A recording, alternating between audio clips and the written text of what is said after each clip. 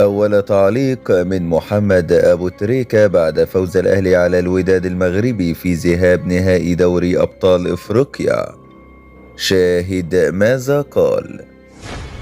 ولكن في البداية صل على سيدنا محمد ولا تنسى الإعجاب بالفيديو والاشتراك في القناة حتى يصلك كل ما هو جديد وحصري.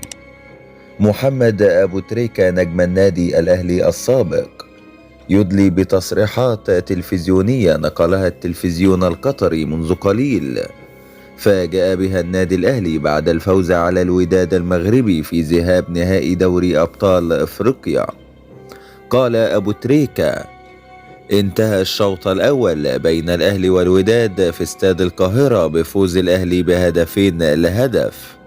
يتبقى شوط تاني في الدار البيضاء.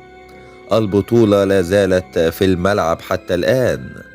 فرص الأهلي للفوز باللقب موجودة وبقوة، وفرص الوداد موجودة برضو، ولكن أنا شايف أن الأفضلية للأهلي حتى الآن، مع كامل الاحترام والتقدير لفريق الوداد المغربي. وتابع أبو تريكة: عندي تفاؤل كبير أن الأهلي هيفاجئني في مباراة العودة في الدار البيضاء، ومش هيخسر المباراة، بل بالعكس الأهلي ممكن جدا يكسب الوداد في ملعبه. وأنا مش بتكلم كده وخلاص، الأهلي كسب الوداد في ملعبه قبل كده أكتر من مرة، ولسه كسبان الترجي في رادس.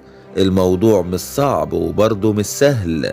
عشان أكون أمين معاكم، بطلب من اللاعبين التركيز ثم التركيز ثم التركيز. جمهور الأهلي كله مستنيكم ترجعوا بالبطولة دي